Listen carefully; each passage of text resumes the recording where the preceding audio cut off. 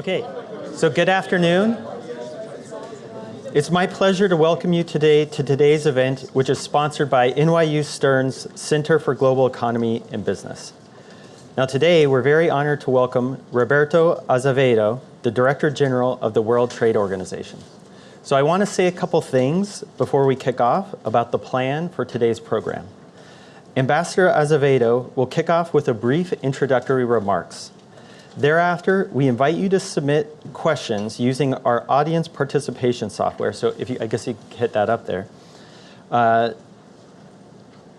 vote on others' questions. So this is the way it works, is using your smartphones, you go to www.slido and enter the event number, 6666. Kim loves that number. In the event tab, and then submitting your questions together with your name. Now, one note about this is we do not accept anonymous questions, so please provide your full name. Given those questions, you guys have the opportunity to vote on which questions you find of most interest. And then as the program advances, I'll be asking those questions. The program will end at 5 p.m. And now for a couple of remarks about our distinguished guest.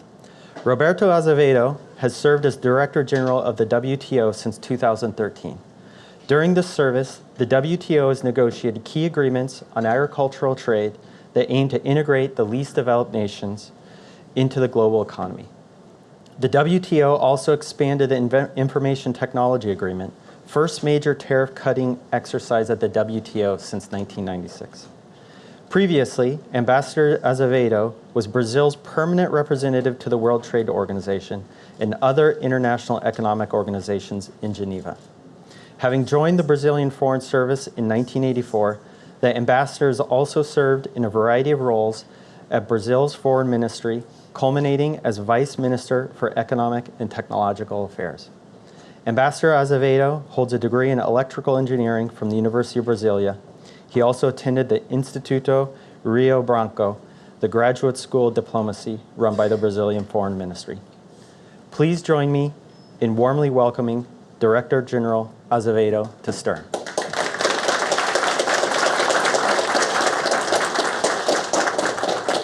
Thank you. Thank you very much. Once again, yeah. Do I speak from there? Yeah, you there. Yeah.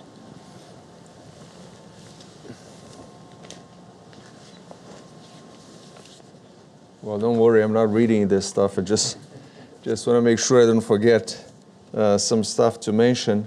It's a great pleasure to be here with you and talk a little bit about trade and the trading system. It's quite often in the headlines these days for several reasons. And I think we have a chance, particularly after these introductory remarks, to get to talk about the things you want to talk about, rather than me rambling on about trade and the things that we do, and saying things that maybe are not on your radar.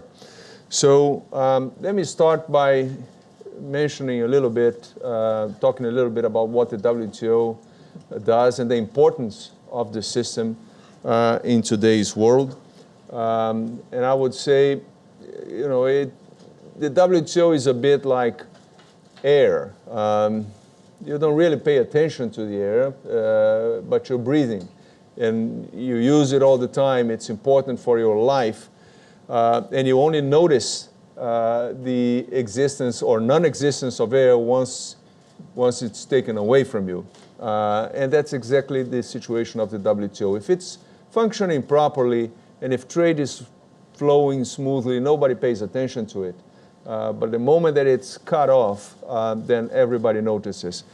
Let me give you the example of the financial crisis in 2008. At that point in time, everybody expected to have, in terms of trade impact, something similar to what happens in the 1930s. At that point in time, there was no WTO, there were no global trade rules. And what happened was that protectionism picked up really, really fast, completely unchecked, and in just a span of 2 or 3 years, two-thirds of global trade disappeared, just like that. And you know the consequences of that. After 2008, a lot of people expected that to happen. It didn't. Of course, there was more protectionism. There was a little bit more, a larger number of trade restrictive measures being put in place. But at the end of the day, that kind of rampant, widespread protectionism did not come about. And I credit the system for that, mostly because members knew, countries, governments knew where the lines were. More than anything, more than being afraid of what somebody else might do, challenge their restrictive measures, they knew where the limits were. And in the past, we didn't. So we know where the rules are. If somebody, any other country, does something that looks fishy, somebody else says, hey, you're crossing the line. And that takes me to another point about what the WTO is. I get many questions in public speeches, press.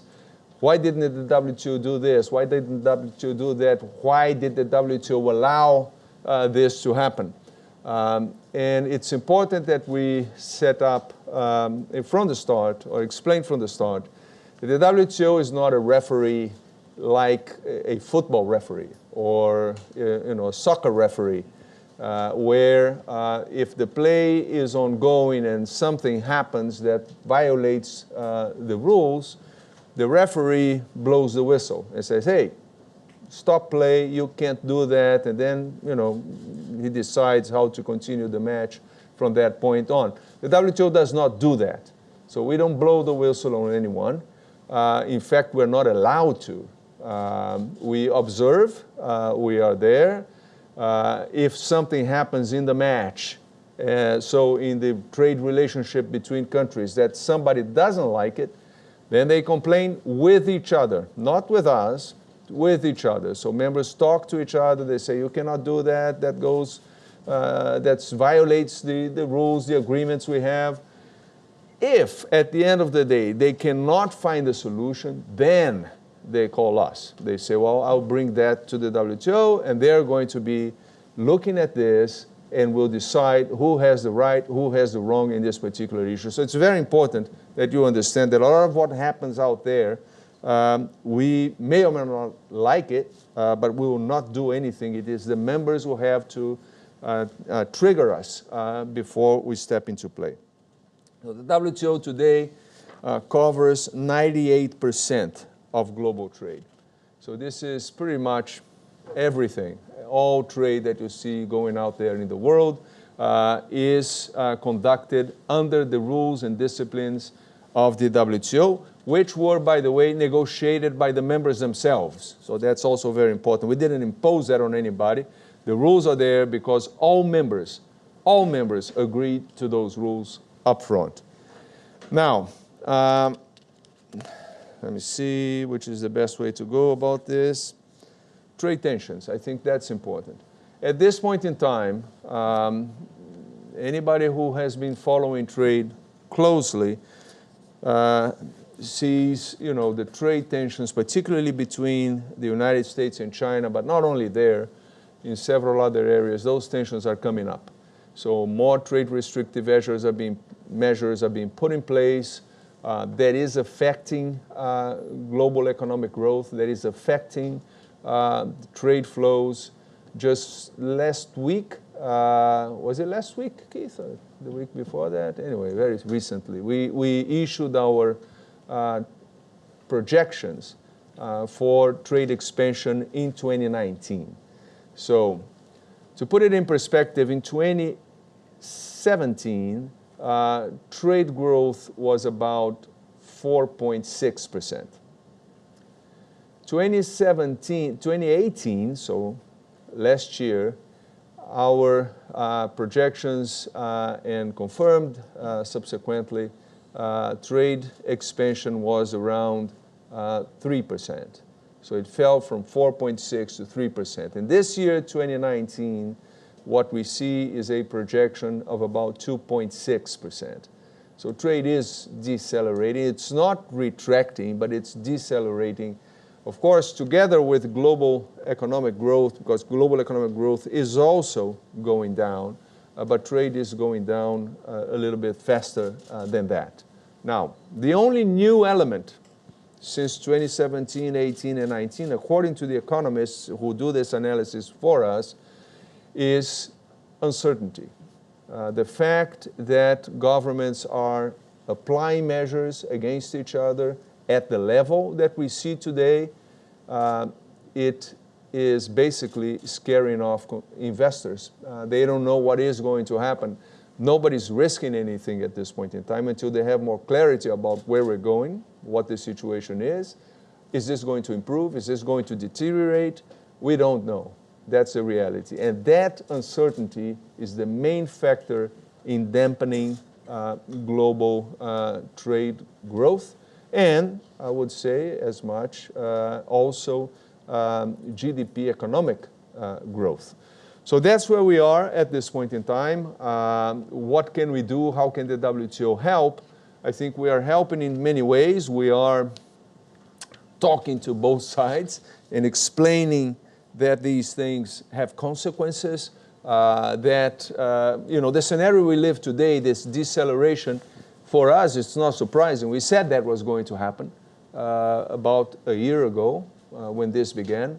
And most people that we talked to said, oh, no, don't worry. It's not that the economy is okay. It's going well. It's not going to be slowing down in any way, shape, or form. We're fine. Well, we said at the time, no, we're not fine, because these things have they lag. It's not the immediate moment when you introduce a restrictive measure. The following day, the trade numbers or the economic numbers reflect that. It's not the way it goes.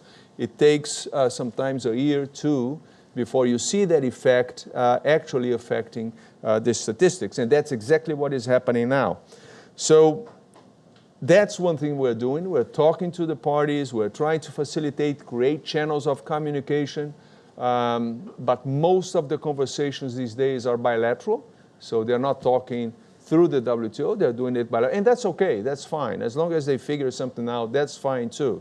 The other thing I would say that we are, in fact, doing is we are trying to reform the WTO to be able to respond faster to the realities that we see on the ground today. Why do I say that? The WTO was created in 1995. It took about 18 years before it actually struck one multilateral agreement. It's just way too slow. And it will not survive if it continues like that. Well, we struck that one, the Trade Facilitation Agreement. Subsequently, we expanded the Information Technology Agreement, and those two are over $1 trillion deals. So we are slow, but when we do things, it's big impact. We also eliminated the export subsidies for agricultural products, which is also something that we had been trying to achieve for decades. We finally did it, but we need to do more. We need to do more. We need to go faster. And that is happening right now at the G20 meeting that the leaders in December.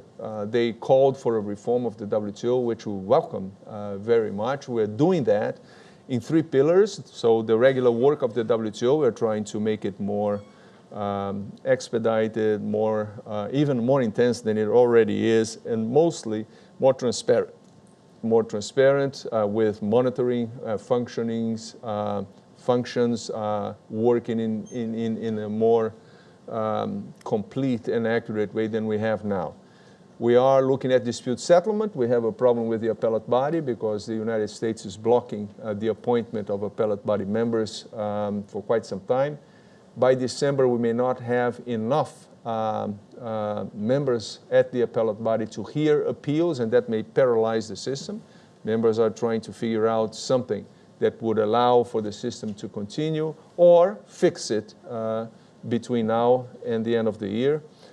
And finally, negotiations. The negotiating function of the WTO. There are new things going on, so we are working on the more traditional stuff, so agriculture, other market access issues, domestic regulation. All these are multilateral, so that means all members are working on that. We're trying to achieve by the end of the year we're trying to conclude by the end of the year an agreement on fishery subsidies, so eliminating and controlling subsidies that lead to overfishing and the depletion of stocks in the ocean. So that's something that we're doing. But those are more traditional ways of doing things multilaterally. We are also seeing now members doing work the way we call it plurilaterally. What does plurilateral mean? It means more than two, not everybody, not 164. So now we have at least 4 initiatives. Electronic commerce is one of them. Investments facilitation is another. Small and medium enterprises, how to help them is another. And empowerment of women through trade, that's another one. And we have the women work, we have more than 120 countries in that. The other 3, we have around between 70 and 80 members working. And that's new, that's different. We have members of all sizes and levels of development in these conversations. We never had that before, and not at this level of dynamic and with such diverse membership doing that. So these things are new, and that's part of the reform. We're not negotiating a package or anything of the kind. It's not a new round. It's just trying to deliver things that will make things work better, faster, so the system can respond in a better way to the realities that we see on the ground today. So I think that should be enough for a kickoff, and I will be trying to respond to the questions that I saw over there and others that may come. So thank you all very much. It's a pleasure again to be with you, and I'll go take my seat. Thank you.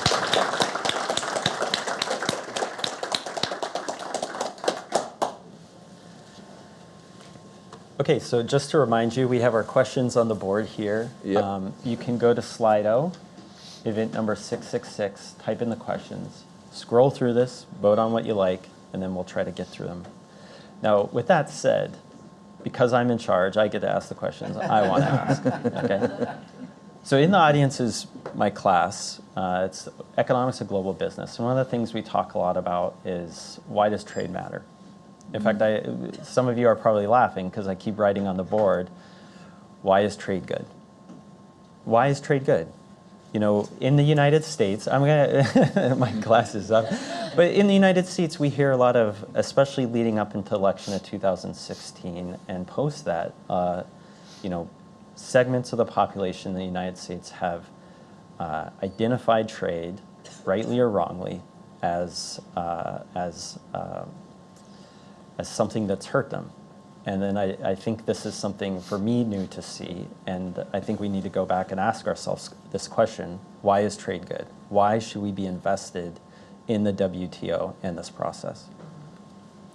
And look, it depends how many hours do we have to be talking about the benefits of trade. I can go on for a very long time, believe me.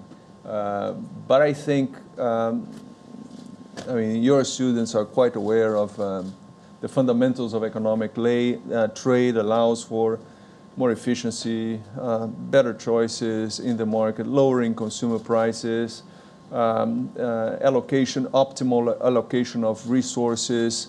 And if you don't like any of those explanations, just look at the projections I just mentioned to you. We looked at one scenario where we would have non-cooperative behavior in terms of tariff setting, and we're talking only about tariffs. Forget everything else in trade other than tariffs. And if we had a non-cooperative behavior in terms of respecting the rules and negotiating tariffs, and all countries decided what to do with the tariffs by themselves, our estimates is that we would have, in that scenario, a recession that would be bigger than the one that we had in 2008. Let alone the quality of living that would decrease significantly.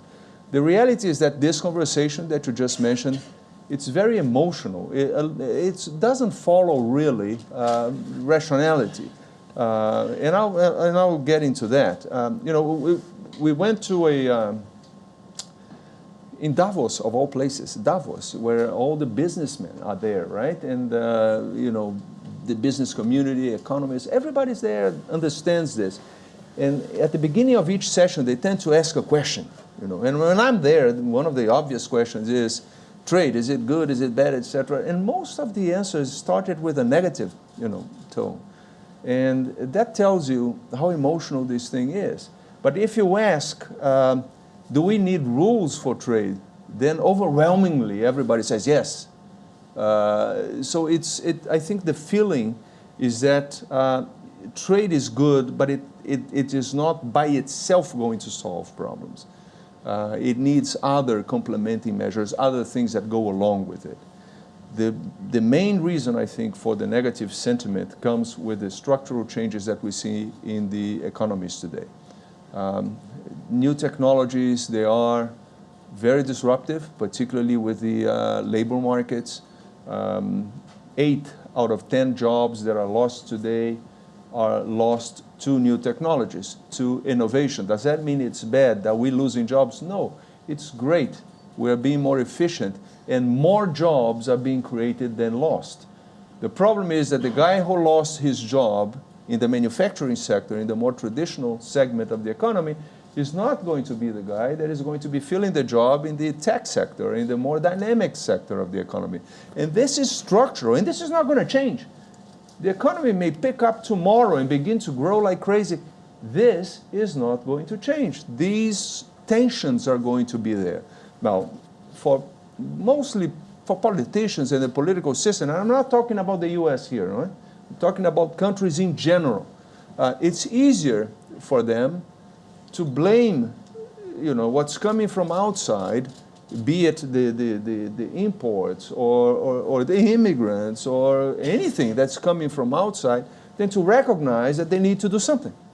And this something is not going to yield results immediately. It's going to take time. This is going to be in reforming the educational system, the labor training, technical assistance and replacement of workers in other sectors of the economy.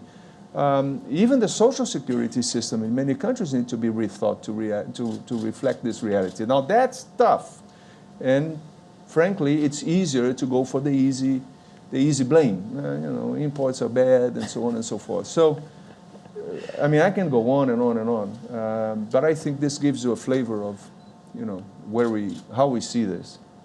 No, that answer was spectacular. So some of you might be looking at me and go, that guy doesn't look like Kim Schoenholz. He's not feeling well. So I'm going to ask a question that showed up, that he asked on this list. So he says, for some time, most trade agreements have been regional rather than, or for most time, or recently, they've been mostly regional rather than global. So you think about, when I read this question, I thought about TPP. We're trying to organize ourselves with a bunch of Asian economies in our particular way, versus, say, like the Doha round, where we're trying to do some like grand multilateral negotiation. So how do we think about this trend? And you briefly mentioned some of this. So. Well, it may not be obvious, but this is actually not a new trend. It has been the nature of trade negotiations to have the bolder initiatives, the one that liberalize the most, the one that go faster, the one that test the boundaries of the trade rules. They are not done in the WTO. They were not done in the GATT. They are done bilaterally. They are done in smaller configurations. And then, if those rules, like in TPP, if those rules actually take hold, if they work, if the negotiations are successful, then that nucleus that negotiated the original disciplines, and that happens at the OECD as well, then they begin to try to broaden that and bring more countries on board. And at the end of the day, they come to the WTO or the GATT before the WTO, and then they would incorporate all that into the multilateral rules. It's very rare and unusual that you would have something starting at the multilateral level. So we welcome very much, those initiatives. And in fact, when they began, and many of them, people were saying, well, it's the end of the, the multilateral system and so on and so forth. And I said two things. First, you're wrong. They complement. And second, they're not as easy as you think. Let's see if they're actually going to end up. Because there is like in startups, the death rate for, for those negotiations are pretty high. Most of them don't succeed. But if they do, I think they have a better chance at succeeding at the multilateral level. Okay, so at the top of the list, we got a question about, I don't know if you can comment on this or not. This is about Brazil. So Brazil's withdrawal, I guess discussion on withdrawal from the WTO, or support or oppose President Bolsonaro. I'm from Alaska, and they didn't teach English back there. His decision. Okay. First, Brazil is not leaving the WTO. That was never the proposal. I think that the person who wrote the question misunderstood. Number one, to clarify, this is not a question to be put to me. This is a question to be put to the Brazilian government. And I am not the Brazilian government. I speak Portuguese. I can pronounce Bolsonaro, but I'm not the Brazilian government. I'm the WTO right now. But what I understood from that conversation is that there was an understanding between the two countries where the United States would support Brazil's attempt or efforts to join the OECD.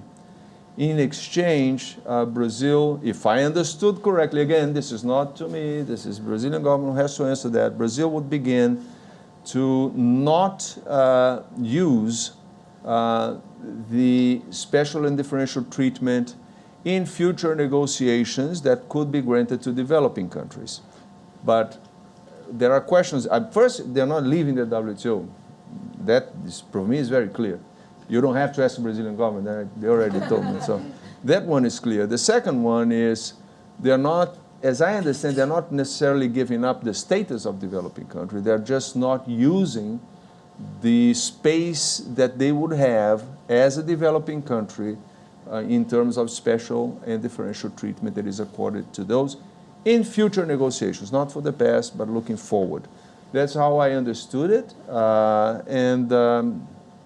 I think in the WTO, what we see today is more flexibility in terms of the commitments of developing countries. I'll give you one example.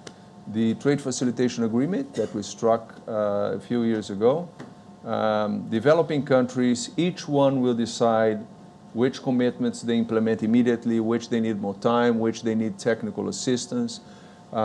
Many used all of that, and others, like Brazil, like India, like China, they gave up all that. They said, we don't need that. We signed this agreement giving up on all this space and flexibility. So essentially, they joined like a developed country.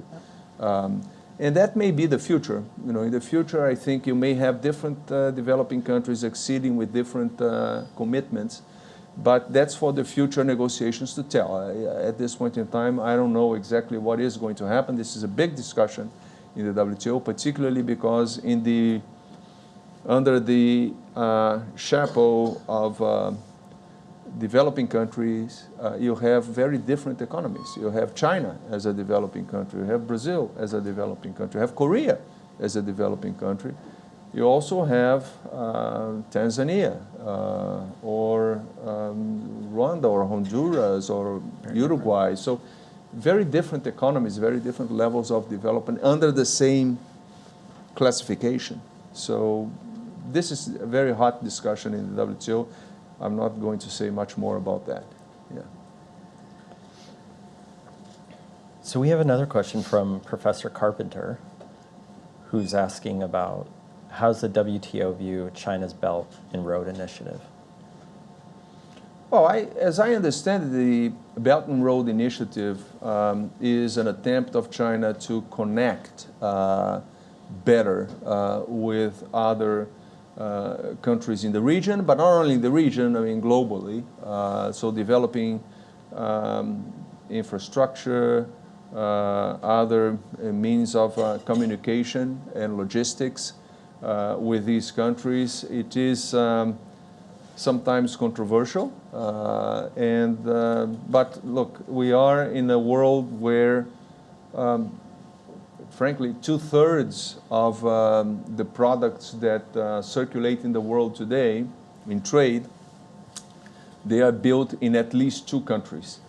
So it is a very, very integrated world that we are talking about now. If you travel in Africa, in particular in developing countries, the need for better infrastructure is very, very evident. And I'm talking about the ports, roads, telecommunications, internet, electronic payments, financial services. I mean, all this stuff is very much needed.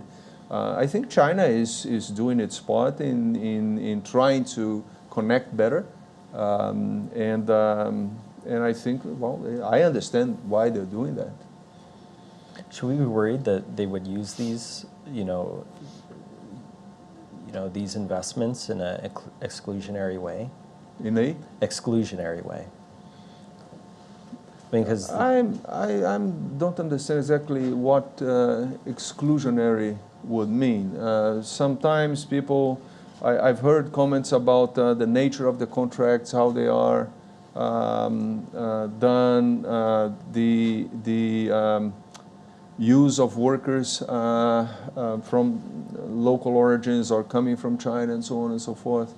Look, I think it's the nature of how they negotiate that.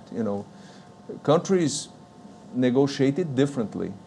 Some accept, others don't. I think the financial conditions will be important too.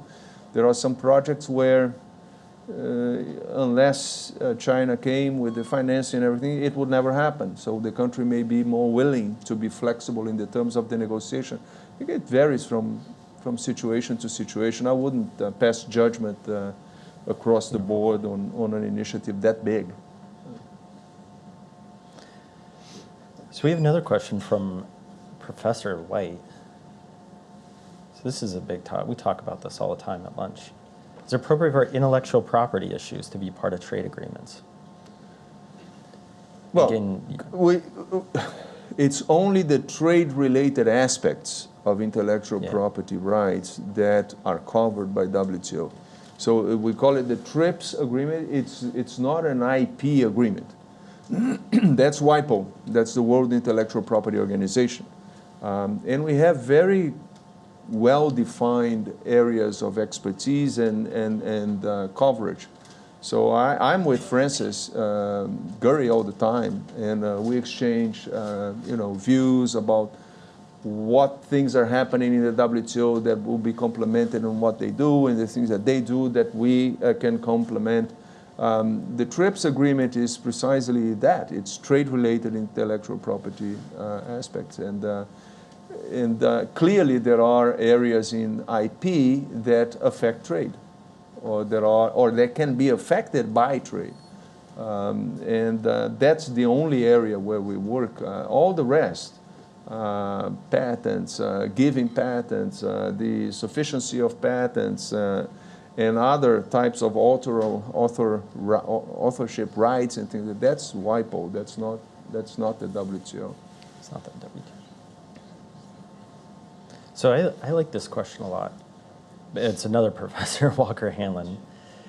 What role can the WTO play in addressing climate change and addressing climate change and other environmental challenges? Well, we cannot, fix climate change for sure. Nor do we have the ambition to do that. We at the margins, I think we contribute somehow. It's not really climate change, but in terms of environment, there are several things that, for example, I just mentioned we are trying to negotiate an agreement to reduce subsidies that lead to overfishing and the depletion of stocks and unregulated and illegal fishing. So in that, I think it's pretty obvious that we are trying our best to contribute. But we are about trade, we're not about climate. So it has to be how can trade contribute. One other initiative that we had going until a couple of years ago was on environmental goods. So we were negotiating lower tariffs for goods that had an environmental impact. And the idea there would be to make those products and those technologies less expensive, more affordable, and also to disseminate the technology more readily. Of course, there were countries that were trying to develop their industries there, and they were more reluctant and wanted the exceptions. But that was a plurilateral agreement, so it was not everybody. But still, you had a pretty big chunk. I think it was, if I remember correctly, almost 90% of global trade on environmental goods was being covered by that initiative. So things like that we can do, but we're not going to fix the environment. If there are ideas and ways that we can address that, as far as trade is concerned, I think it's more than welcome for any member, any government to bring the initiative to the WTO.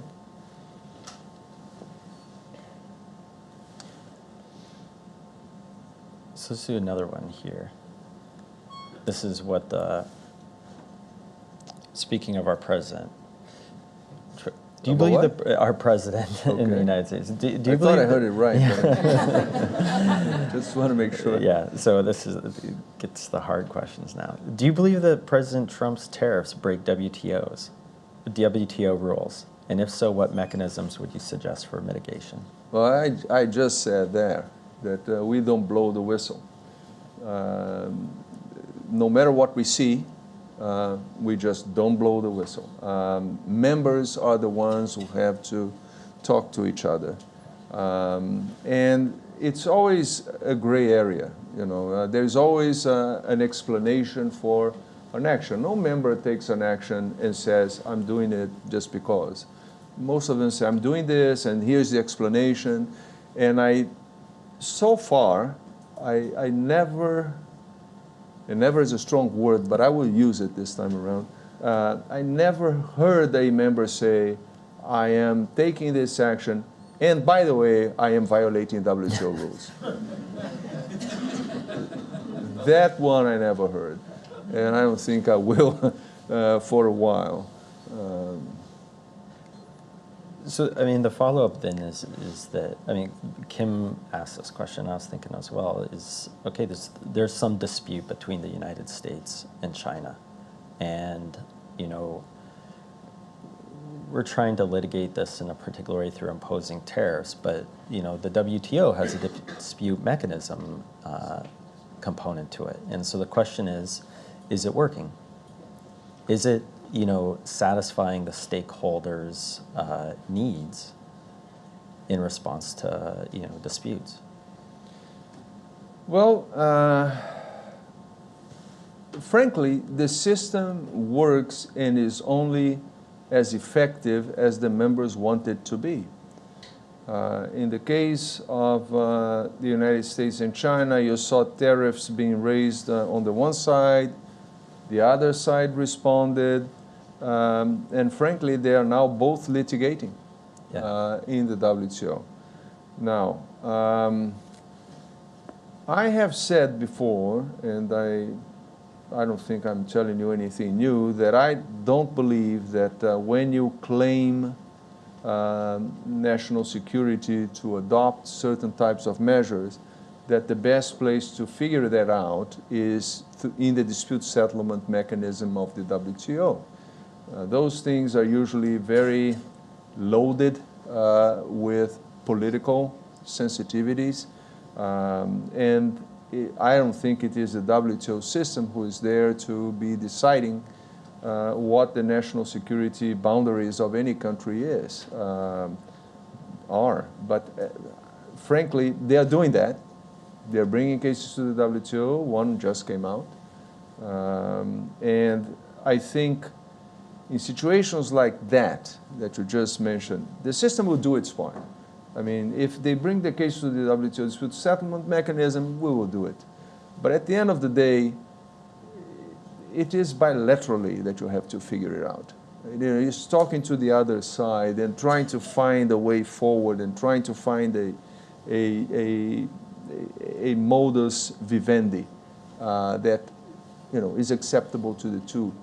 I think I'm happy that conversations are ongoing and that, you know, political elements are in there. You see the level of conversations is very high on both sides. So that shows exactly the kind of political sensitivity that you have in those conversations. I'm glad that those conversations are happening. I hope very much that they will be successful. They may take time, and they may not be, these may not be the end of it. You may see a series of conversations and negotiations coming. I don't know, I'm not there. But the system is not dealt to handle, you know, highly charged political situations. We're there to depoliticize when possible. But we are not going to find fixes for everything that is happening out there today. Not to put you on the spot, do you have a prediction about what the outcome would look like between the U.S. and China, our negotiations? Well, that's a pretty tough question because I'm not there. I'm not negotiating. I don't know. I read the papers and like you do and everybody else. From experience, simply. So I'm here speculating. I'm not, by the way, vaticinating anything. This is just speculation on my part. I think the U.S. Concerns regarding China, they fall in different areas of the spectrum, right? So part of it is almost accounting. So it's a trade deficit. We buy much more from you than you buy from us. So we have to fix that somehow. That's part of I would say, the accounting part of it. And so buying more and figuring out ways of promoting exports from the U.S., that may be part of the conversation. That part, I would say, is, I would presume it is easier to fix. Yeah. I don't know how or what mechanisms. I think that's for them to figure out. But that's easier. I can envisage an outcome in that direction. Other elements are more systemic.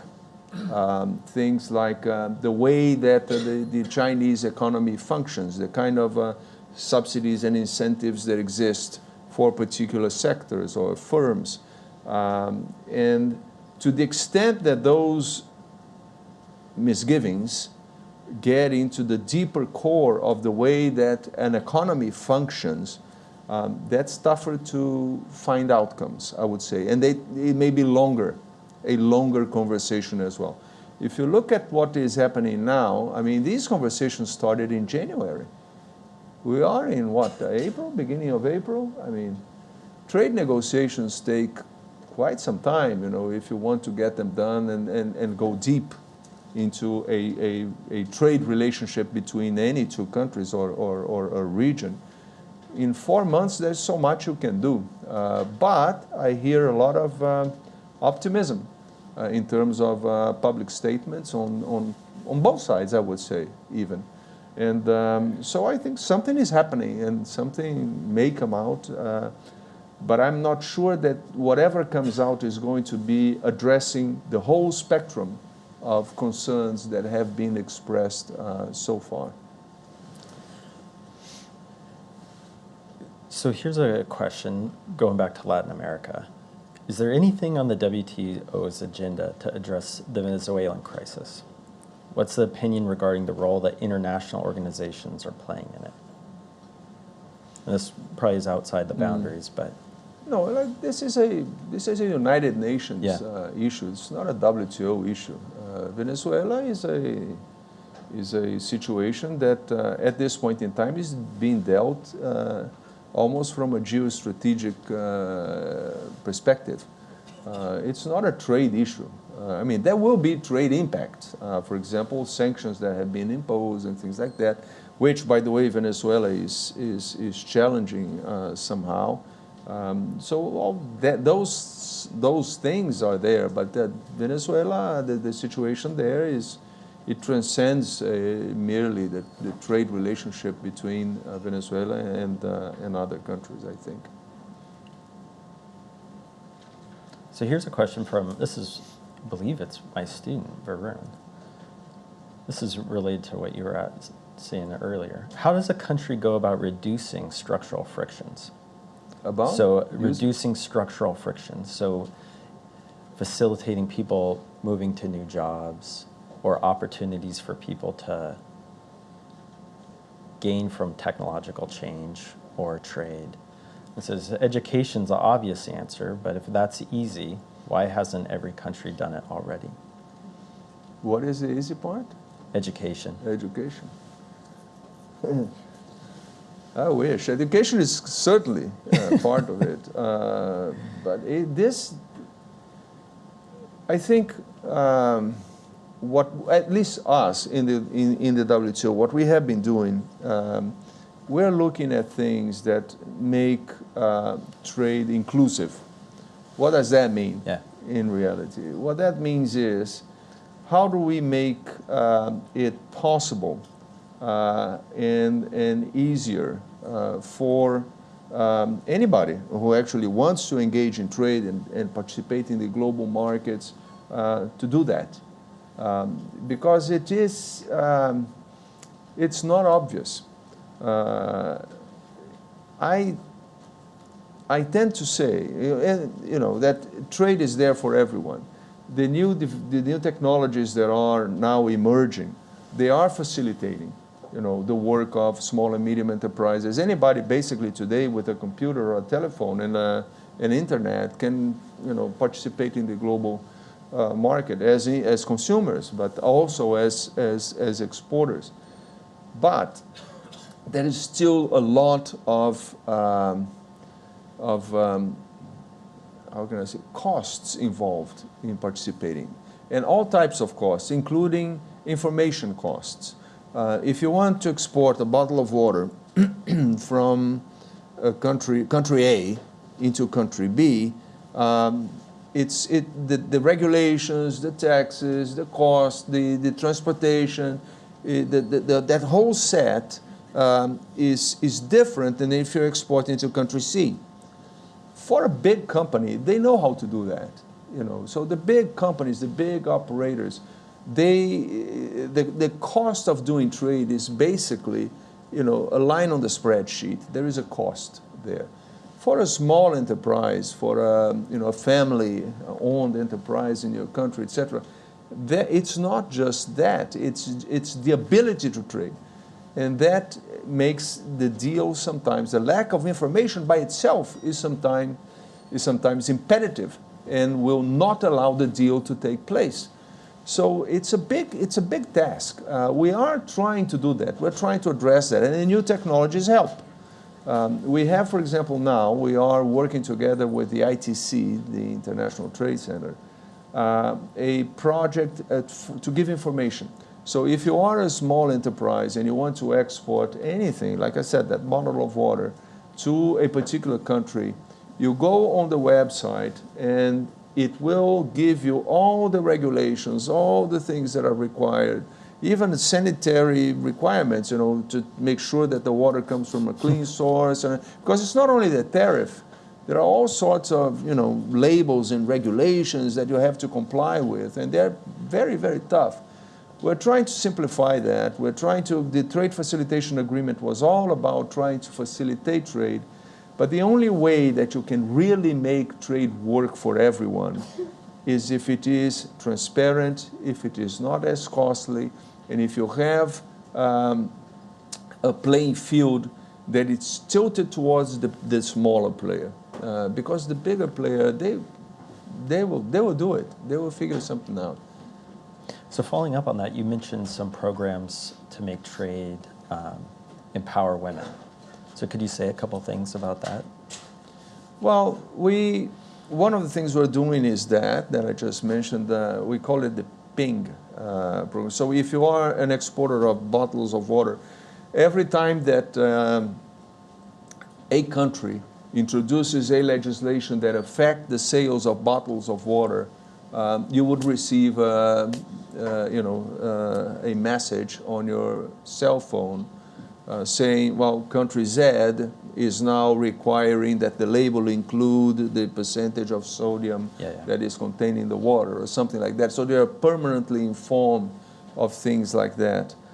We are also working, I'm going to Washington, D.C. now, and I always talk with the IFC, the International Finance Corporation, the head of the IFC, and other regional banks to make sure that we improve the situation of trade finance.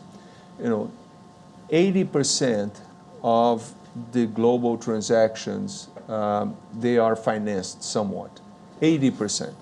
Now, if you go to small enterprises, small and medium enterprises, that number is way lower. It's like 40% or something like that. It's difficult to get the statistics, but we're trying to make sure that the financing is there also for the small and medium enterprises, and to do it in a way that with less bureaucracy, less red tape, and things like that. So that's another area where we're working. And now we have this group in the WTO, which is about 80 countries or so, who are now looking at that. What other measures can we take that will help small and medium enterprises? And they will try to come up with ideas and things that can help small and medium enterprises to operate and trade. But it's not easy, even because the challenges change from country to country, from sector to sector. It's a universe. Yeah. So in what ways is the WTO threatened under the Trump administration? Are there any under the Trump administration? And you mentioned a couple things about this, is like the appointment to the Brazil situation. To me, at least, sounds like perhaps the U.S. is trying to undermine the WTO. Are there any ways to work around these threats? The U.S., I don't know what word to use. If it's undermine or I don't know. I don't know what word to use. I would describe the situation as a country who would like to see changes. And frankly, and to be fair, they're not the only ones. I mean, people had been asking for changes in the WTO for quite some time. When I took office, I told people, we need to change. The way we're doing things is not sustainable. We're not responding fast enough. We were in 2019, and we were not talking about electronic commerce in any meaningful way. I mean, how can you expect, when you have now, what is it, $20-some trillion in trade in e-commerce, and we're not talking about that? There's something wrong, inherently wrong with the situation that we were living. So reforms were necessary, and I think the U.S. had been claiming that, we needed to do things. You may or may not agree with many of the things that they claim. The issue of reciprocity, the issue of fairness is usually in the eye of the beholder. Not only President Trump, any other president will see fairness in a different way. They want changes. Now, the way that you get about getting the changes done is, you can start a negotiation, or you can be stronger and more disruptive.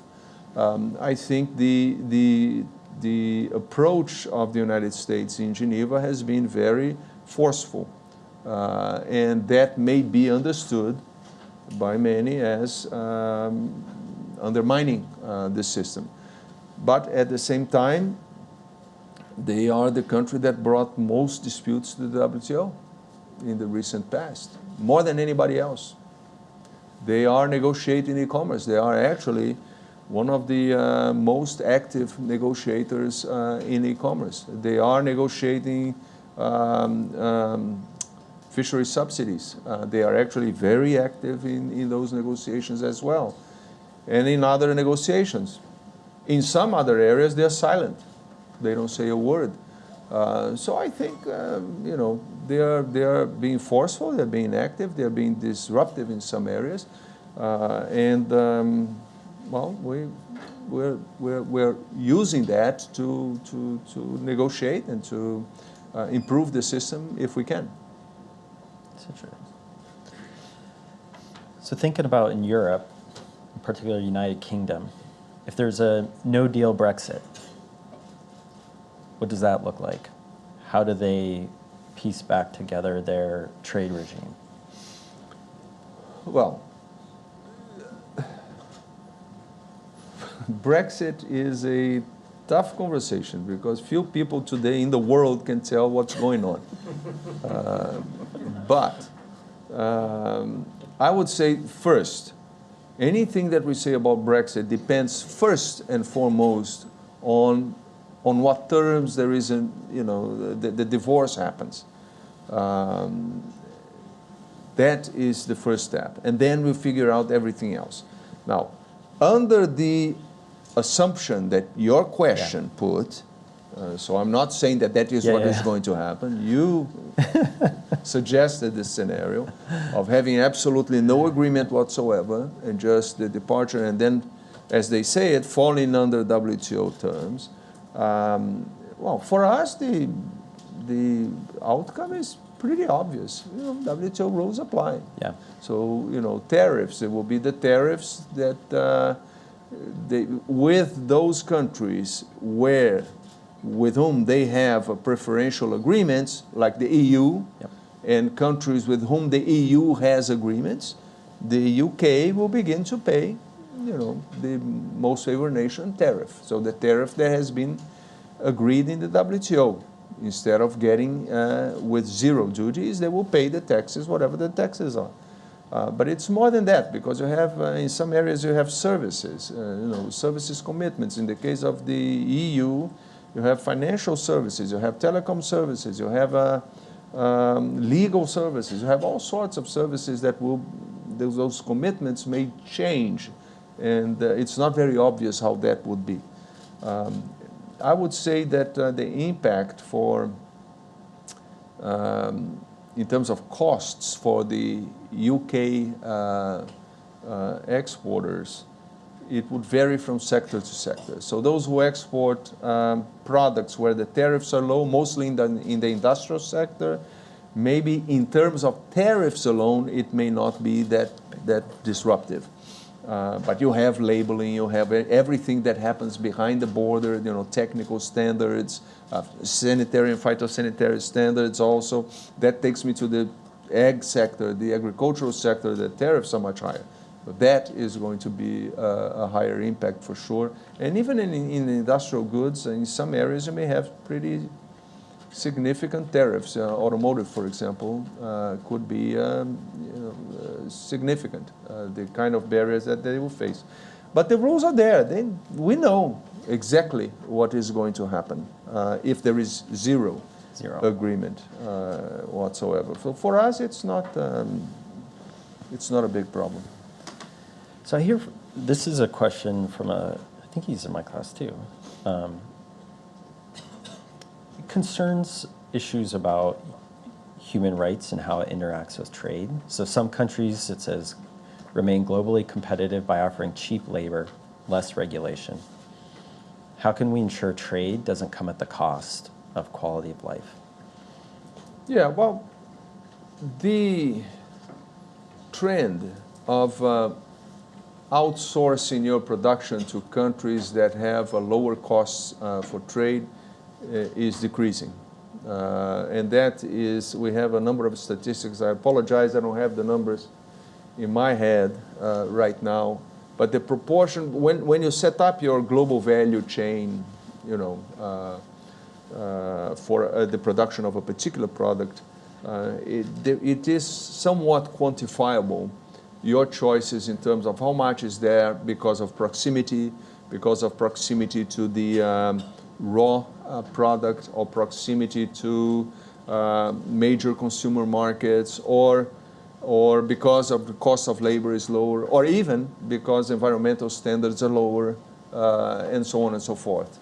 The simulations that we have done show that the option for countries that have, so we call it arbitrage, so labor arbitrage. So you're moving your production to countries that have lower cost of labor. That's diminishing.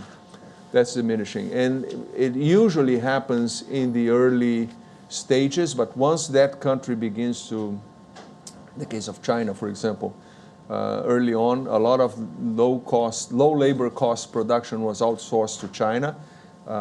That's not happening much anymore. Now it's going to other countries in Asia as well, sometimes in Africa, that have that. It's not what we want to happen. We don't expect that a worker in a developing country or least developed country will be remunerated in the same way as in the developed economies, but we do expect to have labor conditions to be dignified, to have a sanitary, a sanitary environment for them to work. We expect minimal levels of conditions of work to be present. We expect better opportunity for gender distribution, so men and women, good remuneration or at least adequate remuneration. It will never be the same. Yeah, of course. But we do expect that. And we encourage countries to do this. But it's not under the WTO rule. I think for that we have the ILO, for example, the International Labor Organization, and we have other international organizations that deal with labor and labor standards much more hands-on than we do. But to the extent that we can, we try to improve the situation on the ground. So here's another question. I'm going to phrase it a little bit differently. That there's been a huge run-up in income inequality in the United States and elsewhere. I mean, it depends on the country. And some people like to point to trade as being the culprit in that this increase in income inequality. Is this a problem? How should the WTO think through this when it tries to advocate for a rules-based system? First, I would dispute that the problem is trade, or that trade is causing huge amounts of inequality in different countries. I think it depends a lot on the model of taxation, the model of the way that the wealth distribution is handled in each particular country. It varies from country to country, so it's not trade. Trade does have, and I will not deny that, does have an impact on the symmetry of distribution, but I would argue in a positive way. And this is something that I once read an academic paper, and I have nothing against academia, by the way, but it was very interesting because the conclusion was that trade was introducing asymmetries, but in my position, I don't have a whole lot of time to read the whole stuff, so I go to the introduction, I go to the conclusion. If I'm satisfied, that's it. But this one, when I read that, and I said, well, that doesn't really sound right. Let me take a look. And I began to read the content. And the argument goes like this. And I'm simplifying, of course, a little bit the paper, but it went like this. Suppose you have 10 workers in a country, and they all win $10 per hour. Once that country engages more in trade and in international trade, some other companies and investors come, and they actually pay better, right? So it's better jobs, better quality, more skilled, labor force. So they pay better. So now, of the 10 guys who all of them, it was perfectly symmetrical. Each one of them made $10 an hour. Now, 5 of them who are engaged in these, trade sectors, now they're making, instead of making 10, they're making 15. So you have 5 making 10, 5 making 15. And therefore, trade introduced an asymmetry. Well, I'm sorry, that's a good asymmetry as far as I am concerned, because over time, those who made 10 and those made 15, those who made 10 will get more because there will be a trickle-down effect there. So they will go to 12. Maybe they won't get to 15, but they will be making more. And the general wealth of the country improves. So you're just improving the condition. You can't improve the condition of everyone. So there is that kind. But when I asked, the response that I got from the people who worked on the paper was, well, mathematically, it is an asymmetry. So mathematically, you're wrong, because it's not a symmetry as the goal. The goal is to improve the conditions of living in the country in general. You can't do it everywhere. So there is that debate ongoing as well. It's not that trade lowers the standard of living and therefore creates an asymmetry there. It raises the level of earnings for some sectors. But I think what's also lost in this conversation too is that within country versus across country inequality. So it may change significantly. Because you think about developing countries and the opportunities that trade provides. It's improves the livelihood of those guys in tremendous ways. One of the biggest challenges for developing countries is qualifying the workforce. That is, and you mentioned education, but education is, in fact, a pretty big factor there. So I'm going to lump these two questions together.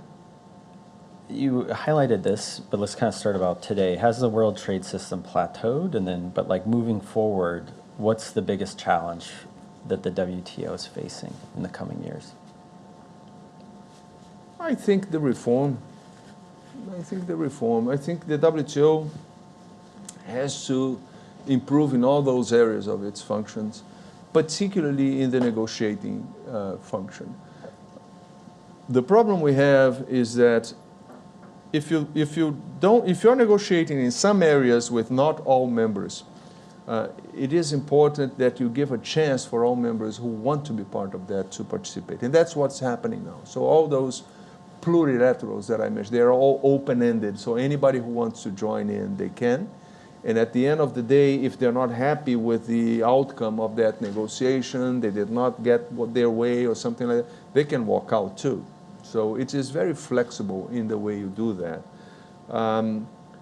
At the same time, I think the WTO has to improve in the other areas. So the day-to-day work of the WTO has to improve. The dispute settlement mechanism, it can work faster. It can work better. And I litigated for Brazil at the time for many years, I think about 7 years. I was Brazil's chief litigator. By the way, I'm not a lawyer, and nothing against lawyers at all. But it just happened that in my career, I ended up in that position. And, as a lawyer, which I was not, you want to game the system. So you introduce, you make all kinds of problems where you don't want things to advance. And the panels and even the appellate body, they have to be firm and protect the system somewhat, against these things. And I think over the years, we did a great job. And I think the WTO dispute settlement system is still the fastest there is out there, hands down, than any other. Maybe except for direct arbitration, between parties, but as a collegiate with 2 instances, with reviews and everything, it's pretty effective.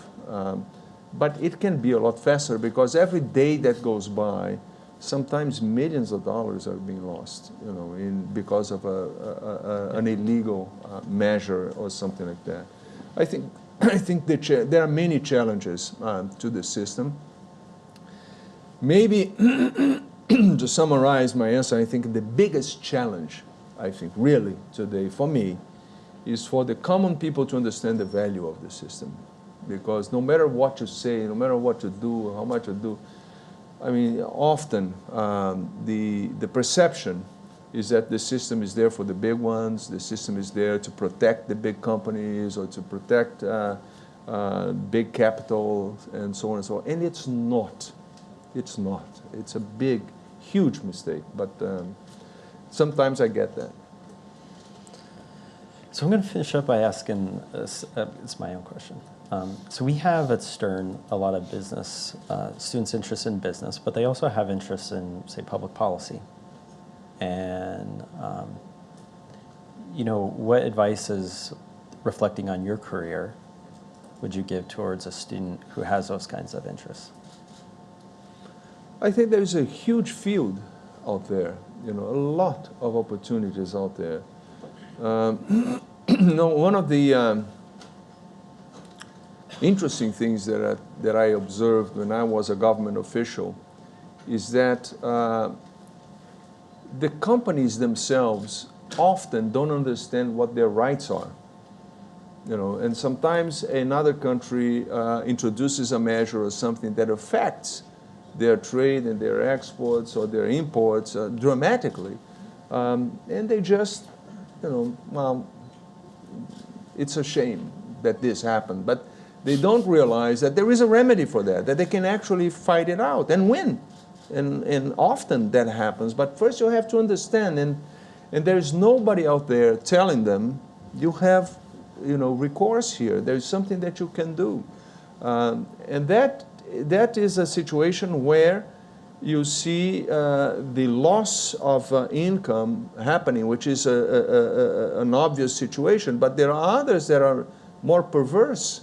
For example, when you're not exporting, when you're not developing that relationship from the start, because you never had that chance. And that's something which is, by the way, illegal. They couldn't have done that to begin with. So in that situation, it's even tougher for the company or for the business to realize that they have, an opportunity being lost and never realized or materializing because they don't have the expertise to do that. The area of international trade and what we do, it's pretty much unexplored, I have to tell you. The number of people who actually understand what goes on in trade and in international relations, it's a very limited pool of people. If you really take the time, understand, read, go beyond the headline, understand a little bit more, talk to people who actually know what they're talking about, you will see that there is a world out there to discover, and that in that universe, you will be one of the few. You will really be one of the few. There are not many people there. It's a very sparsely populated, parallel universe, if you want to call it that way. Please give a big thank you to Ambassador Azevêdo.